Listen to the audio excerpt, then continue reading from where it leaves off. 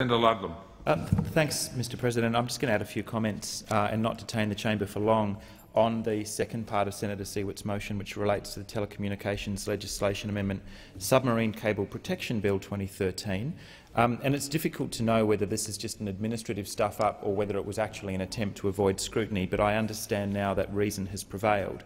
There's a reason, as Senator Moore has indicated, as to why it has become the convention in this place that bills of any degree of moderate or high controversy or complexity should, almost as of right, be referred to Senate committees. It's what this chamber does. That's us doing our job.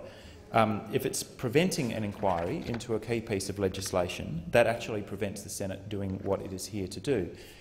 What ends up happening in my experience is that you end up simply litigating it clause by clause in the committee stage before the full chamber.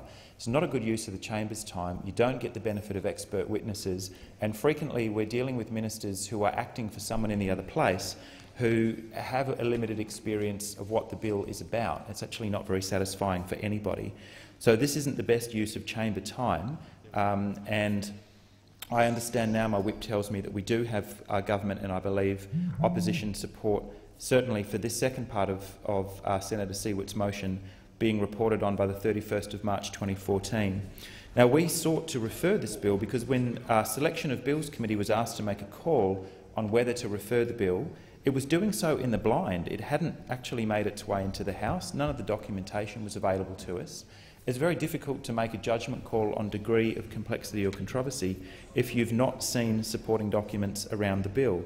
I have received a briefing since then from Minister Turnbull, who made a staffer available to us to talk us through it. We do have some questions.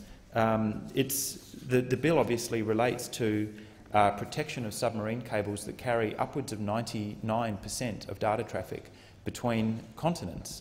And obviously senators will be aware of the high degree of public interest at the moment in protection of these cables. They are critical infrastructure, particularly for an island nation. Submarine cables are what link us to the rest of the world, not as some people believe, all satellite traffic. The backbone of the internet are these submarine cables.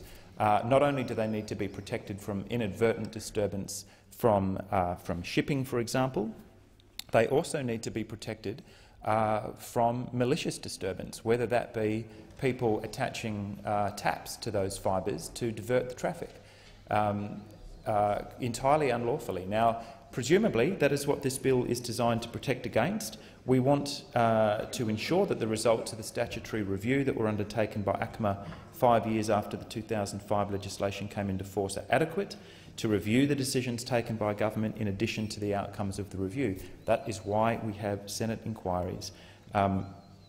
It's not clear to me on first reading whether the oversight mechanisms proposed in the bill are sufficient, whether the streamlining of permits processes outlined improve the security of this telecommunications infrastructure or not.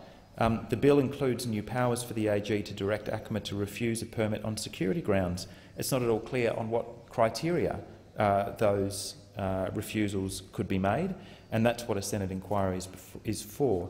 And given that, as the bill is drafted, these decisions aren't reviewable, we need to know what the attorney would need to have before him as he's making those judgment calls. So I'm pleased that we found reason. I'm not at all clear as to why this wasn't simply resolved amicably in Selection of Bills Committee, but I look forward to participating in the inquiry over the summer and coming back and, if necessary, improving the legislation.